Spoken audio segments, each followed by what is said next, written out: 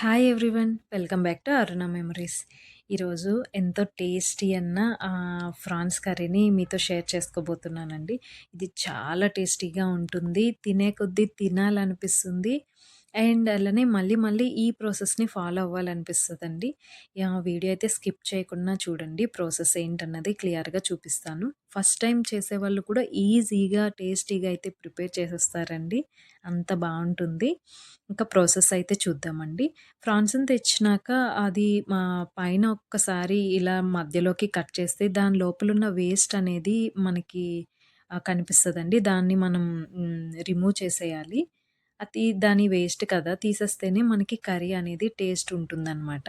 So, ఈ విధంగా ఇది కొంచెం టైమ్ టేకెను. కానీ తీసేసుకుంటే మనకి కర్రీ అనేది బావుంటుంది. అలానే మనకి కూడా మంచిది. సో, ఆ వేస్ట్‌ని తీసేసుకొని వాటినైతే నీట్‌గా క్లీన్ చేసి పక్కన పెట్టుకుందాము. ఇక గ్రేవీకైతే మన గ్రేవీని బట్టి నేనిక్కడ పెద్ద సైజు ఉల్లిపాయనొకటి, అలానే టమోటాలు మీడియం సైజు 2 తీసుకున్నానండి. అలానే కారానికి తగ్గట్టుగా 5 ఎండుమిర్చిని వీటిని మెత్తగా పేస్ట్ చేసి పక్కన పెట్టుకుందాము. ఒక పాన్‌లో ఆయిలేసుకొనైతే ఫ్రాన్స్‌ని ఈ విధంగా ఫ్రై చేసేసి తీసేసుకుందామండి. ఇప్పుడు అదే పాన్‌లో పేస్ట్ చేసి పెట్టుకున్నాం కదా! గ్రేవీ కోసం. దాన్నైతే వేసుకొని ఇలా లిడ్ కవర్ చేస్తూ దాన్ని ఆయిల్ పైకి తేలేంత వరకు అయితే మనం ఫ్రై చేసుకోవాలనమాట. ఇలా అయిన తర్వాత ఒక స్పూనొచ్చేసి అల్లం వెల్లుల్లి పేస్ట్‌ని కూడా వేసుకొని బాగా ఫ్రై చేసుకుందాము.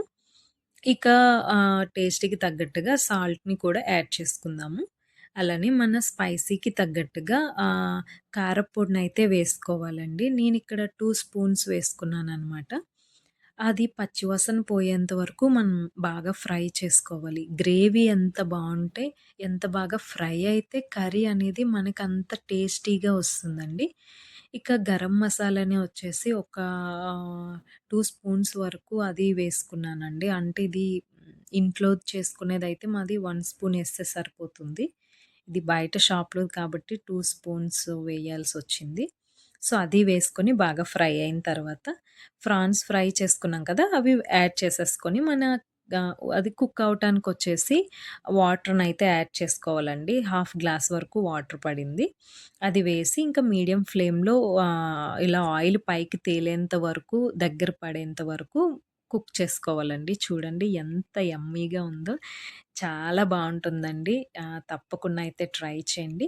ఇక కొత్తిమీర వేసుకుంటే మనకి టేస్టీ కర్రీ రెడీ.